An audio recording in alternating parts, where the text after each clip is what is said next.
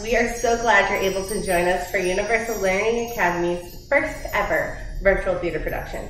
I'm Kayla Coldren, one of the directors of the show. The last 15 months have been less than ideal, leaving theaters and actors to get creative about how they share their art. From the release of Disney's Hamilton to the creative videos on TikTok, thespians have created videos and have been excited to share their art with others. These students are no different. I went into this project not knowing what to expect, but these lovely young ladies have gone above and beyond anything I could have imagined to create these videos. Each student was tasked not only with memorizing and performing multiple monologues, but creating costumes and settings and backgrounds and props. The ideas and creativity in this production is beyond words. You are just going to have to experience it for yourself.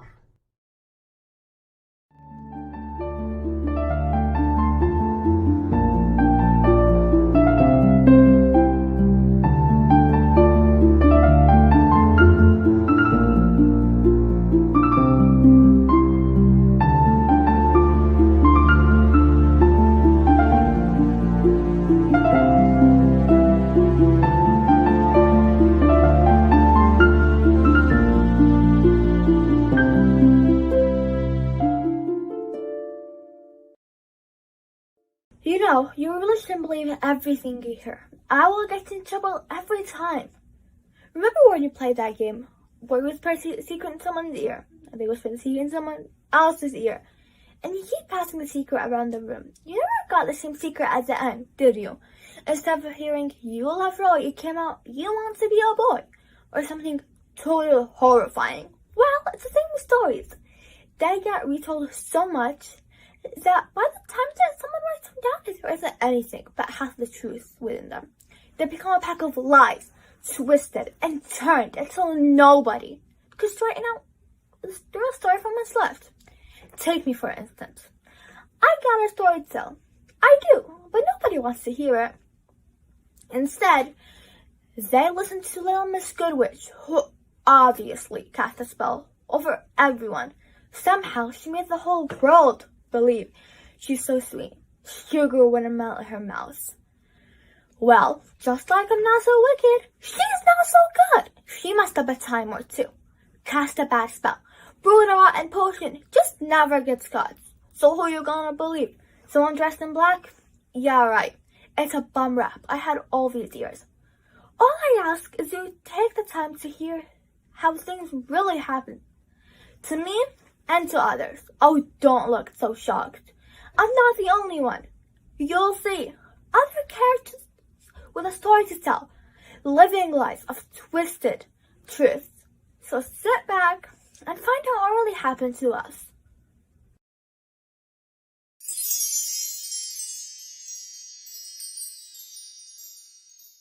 I know I haven't been the nicest creature to see lately, but do I really deserve to be called a witch? Ouch, it seems kind of harsh, especially after I've helped so many poor souls get what they want.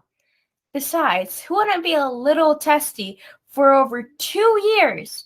I've been on a seafood, and I do mean fish, diet. Yeah, I've heard of all the jokes. You eat everything you see? Hilarious, isn't it? The stupid diet is even working. I've only eaten fish or shrimp for breakfast, lunch, and dinner. And I'm big as a whale, forced to hide away in this cave like some kind of criminal or something. To top things off, I've got this annoying mermaid who keeps begging me for favors. Just the sight of her skinny, scaled body makes me want to vomit. What the heck does she even eat anyways? Pure water? Even that makes me fat. All that salt. I retain water like a sponge. It's just not fair. I can't win for losing. You would think with all of these arms, I could get some serious exercise in, but it doesn't matter what I do. I don't lose a pound. At first, I thought, cool, everyone knows muscle weighs more than fat. I figured I was just getting leaner and leaner. But then I went up to the top and caught a reflection of myself. Flab City. So much for water aerobics. So yeah, I'm a little grumpy. You might even say witchy. But don't I deserve to be? You try choking down a seaweed salad every night for dinner without dressing. Well, I'm done with dieting. My new motto is big is beautiful. I tell you what, next ship that comes down, I'm eating the whole pantry.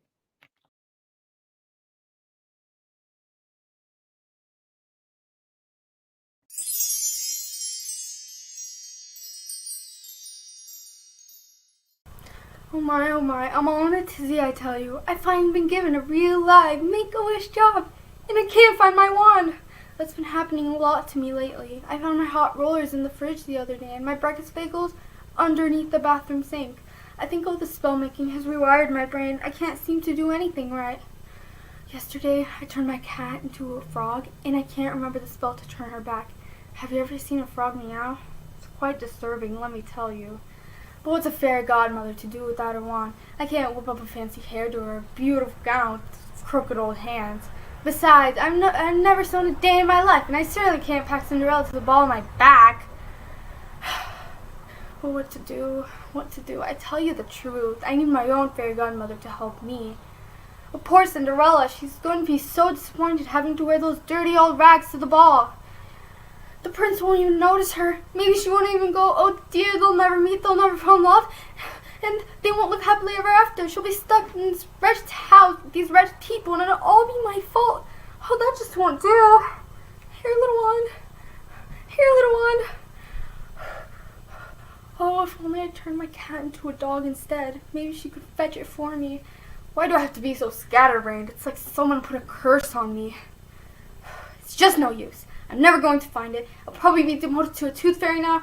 I want to turn pumpkins into coaches, not collect a bunch of dirty, rotten teeth. I got to find that wand and find it fast. Maybe I should go check the freezer.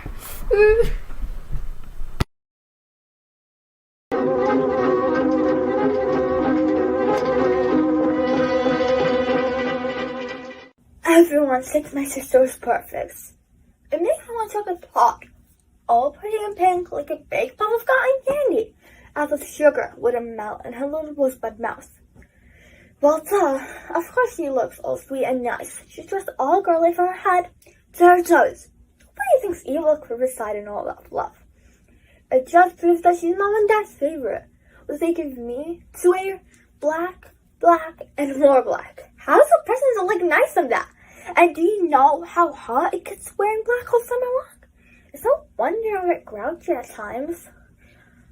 Of course, she all smiles and full of cute little songs with her perky little voice. But let her wear the skirt for a while and we'll see how she feels. But not Glinda.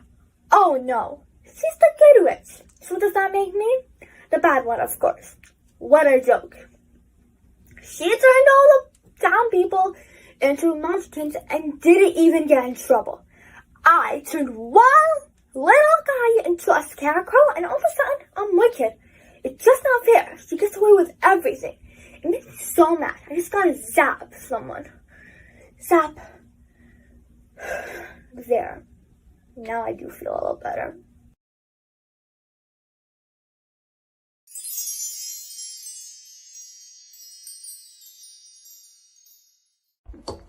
I have a problem. I do. I see something I want and I have to have it. Even if it's something completely ridiculous. Like glass shoes. I just love to shop. Shop till you drop is even embroidered on my hanky. My sisters just thought it was funny, but it's true. They try to keep me busy, so I don't have time to shop, but it doesn't work. While I'm scrubbing and cleaning, I'm planning my trip to the store. I could hold a mental list of 100 items. No problem. But my obsession is really getting out of hand. Take the shoes again. I knew they were too big when I bought them, a whole size at least. But I got them anyway. I mean, I couldn't pass them up. They were perfect. So sparkly. Without a doubt, they would look amazing with my ball gown. And they did. You should have seen me. I looked like a princess. But man, did those sparkly little pieces of heaven hurt. I only had one dance with the prince, and the back of my heel started to feel like it was on fire. Now I have a huge blister. One more reminder I should have never gotten those shoes. Shoes made of glass? Whoever came up with such a silly idea? I spent a whole month's allowance and now, since I only have one, I can't even return them and get my money back. See, just as I was leaving the ball, my left shoe fell off. If I'd stopped to get it, I would have been left to walk home. Walk home? With feet I could barely handle standing? Just getting to the coach was agony. I thought I'd spend the night dreaming about the handsome prince, but all I could think about was my aching feet. I had to soak them for hours. Now they're so swollen I'm actually thin in those oversized shoes. Too bad though, because I'm never putting my testes anywhere near those glass slippers ever again. Somebody's gotta help me stop shopping. It's become a matter of life and death.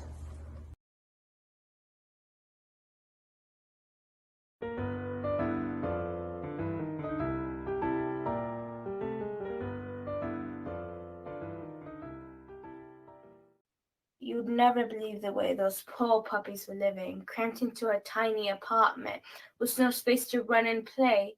They were practically tripping all over each other. I couldn't let them live in conditions like that.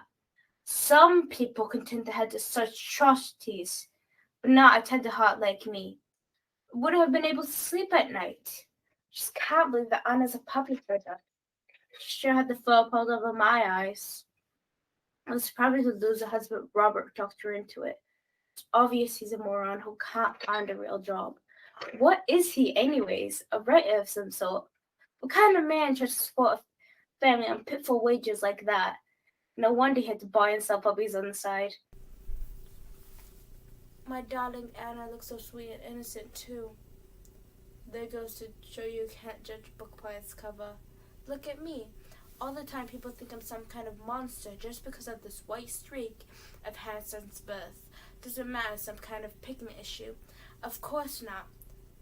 I've tried to dye the wretched streak, but the color just washes right out. Believe me, I wouldn't look this way on purpose. I look like a skunk as a man in my head. And now I'm the one being charged for puppy snatching? Well, I did snatch the poor dears, but I wasn't going to hurt them. I was trying to save them from the filth they were living in. And Anna and Robert will probably get off scot-free and even get the puppies back. But I won't give up. As soon as I'm out of here, I'll be back. Back to get you, my darling puppies.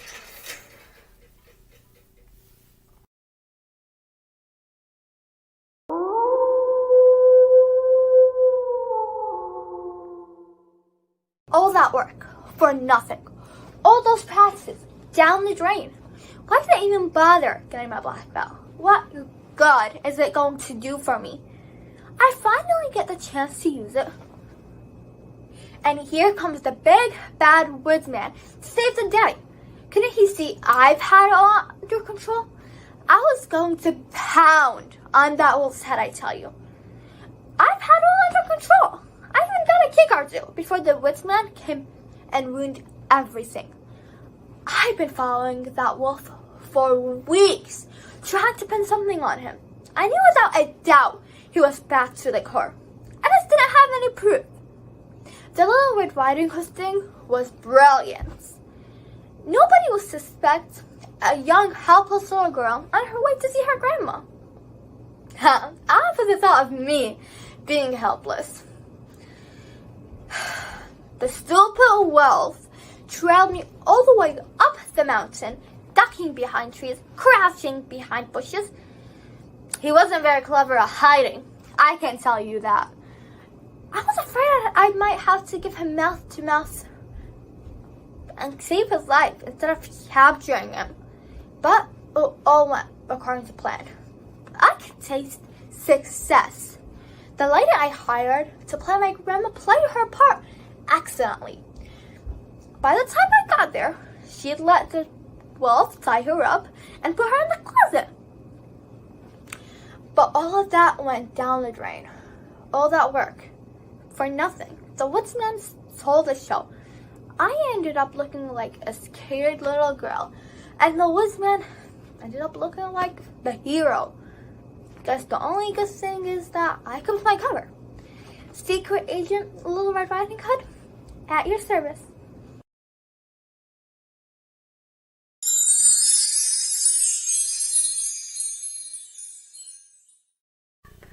see how everyone thinks she's so pretty. You just have to look a little harder to see that her nose is actually somewhat off-center. And her eyes are not all that blue. Her hair has split ends, and she hides all that acne with tons of makeup. Okay, from a distance, she may seem like a real beauty. But up close, she's practically a dog. Maybe if I wore all that makeup, they'd think I was pretty too. But do I have a chance? Of course not. The minute the doorbell rings, there she is. By the time I get there, the Avon lady's long gone. Cinderella thinks I don't know what she's up to, but I do. She cherishes the fact that everyone calls me and my sister the ugly stepsisters. Well, how can we have a chance when she's hogging the Avon lady? Who knows what a makeover could do for me? Oh, and she's keeping us fat on purpose. She is. I begged her to bring me a salad for lunch, but she never does. Sorry, I forgot, she'll say. I head to town, get you some lunch if you really want me to. Blah, blah, blah. Do you know how long it would take? It'd be dinner time when she got back, and I'd be starving to death. She fixes totally fattening meals. Mashed potatoes and gravy, all kinds of casseroles.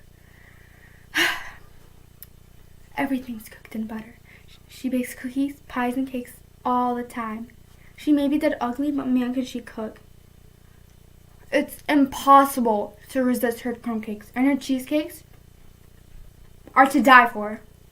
No wonder my sister, mother, and I are all fat as cows. Who can stay skinny in this house? It's like we live in a bakery. Well, she can.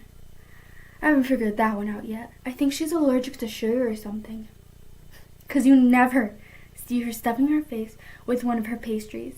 Never. It's like she's immune to their heavenly smell.